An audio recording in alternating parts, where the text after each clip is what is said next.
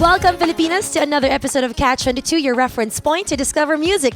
My name is Shai Tisai, and today I am joined by the man behind the music of 7 Years, Love Someone, Mama Said, my favorite song actually, till today from you. And yeah, please welcome here on Catch 22, Lukas Graham.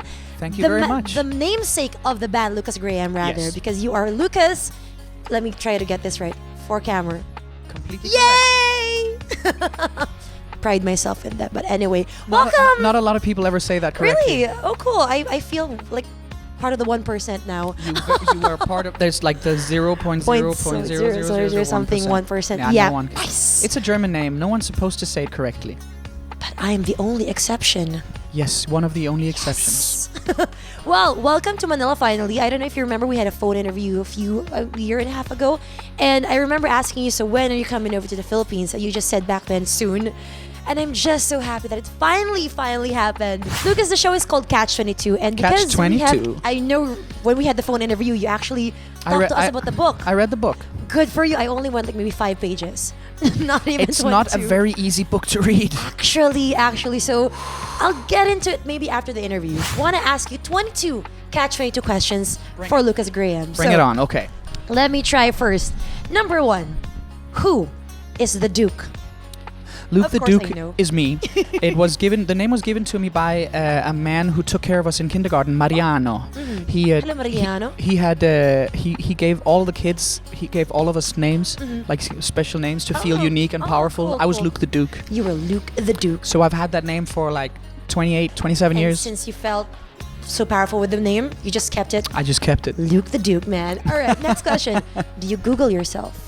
Sometimes I've actually Googled myself because so you find out some really funny facts about yourself that you didn't know existed. Which leads me to question number 3. What's the craziest news you've read or heard about yourself?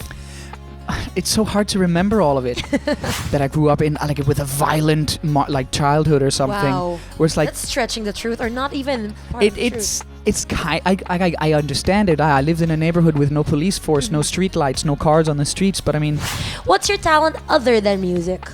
I love to cook. Oh, nice. That's why I like to taste new things because how can I expand my idea of how to cook if I don't taste everything that I come across in new countries? Well, hopefully when you get back to Denmark, to Copenhagen, maybe you could cook something up for your wife. Something Filipino inspired-ish. All right, next up. You've got 3 albums out, but which are purple and blue, by the way. So 2 of them are purple and blue. Is purple and blue actually your favorite colors? I don't think I have a favorite color. My favorite color, it's like, what's your favorite food? Food? Yeah, it's so hard. But the first one, the blue album is called Blue because my father died, and the blue album is a lot about him. So I was blue. Oh, yeah. It's And the purple is about your daughter. and my daughter's called Viola. Viola, sorry. Violet, purple. Oh, nice. And 3 because there's mom, dad, and Viola. Aw, that's so nice. I thought 3 because it's like your 3rd album. But it's you only ran our- out of names. Like, what do we call the 3rd album? Like, 3? But it's because there's actually the reason why it's the family is because the first album was never released here or in the States. Only 2 of the albums are released in the world. So maybe we should release the first one soon, just for fun. Make it available for everyone in the world. Why not, right? I mean, it's already on Spotify. It's an algorithm. Just open it up. Come on. Exactly. How hard can it be? Exactly. So I think we would all love to hear more of Lukas's music. Thanks. Real great. All right, next question. What event in your life would probably make a good movie? What event in my life would make a good movie? It's already a great album, just to let you know. But I think that could be made a pretty great movie about how we grew up. Because I think the place I grew up is pretty unique for Europe. It looks really poor sometimes in my neighborhood. But I mean, just because the people are wearing secondhand clothes and I mean, the houses are like, my dad dug the sewer system to the house I grew up in and stuff like that. It would be nice to make a documentary style movie about it because we need to explain to the rest of the world that money doesn't make you happy. Aww. It's like I was really, really happy when I had nothing. Suddenly, we were touring the world, but I wasn't happy. Like I I was drinking too much, smoking too much, eating too much. I was missing my father. I wasn't being a good friend.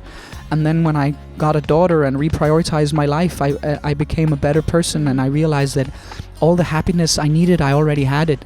All the riches that I needed, I already had them. I had a bed, I had breakfast, I had my mom, my sisters, my family, you know. Money never bought me anything that made me happy, except food. And that is a great story right there. Producers, go ahead, write that down. That's probably going to be a good story, actually. All right. Here's a stretch from my usual questions. What is the sexiest part of your body? What's the sexiest part of my body? Whew. From really nice questions to sexiest part of your body. I think it's probably my my hair. I was gonna say that you have really nice curly locks. But actually. at home right now it's so cold that my hair like falls. Oh. But here, because it's so humid, it's like.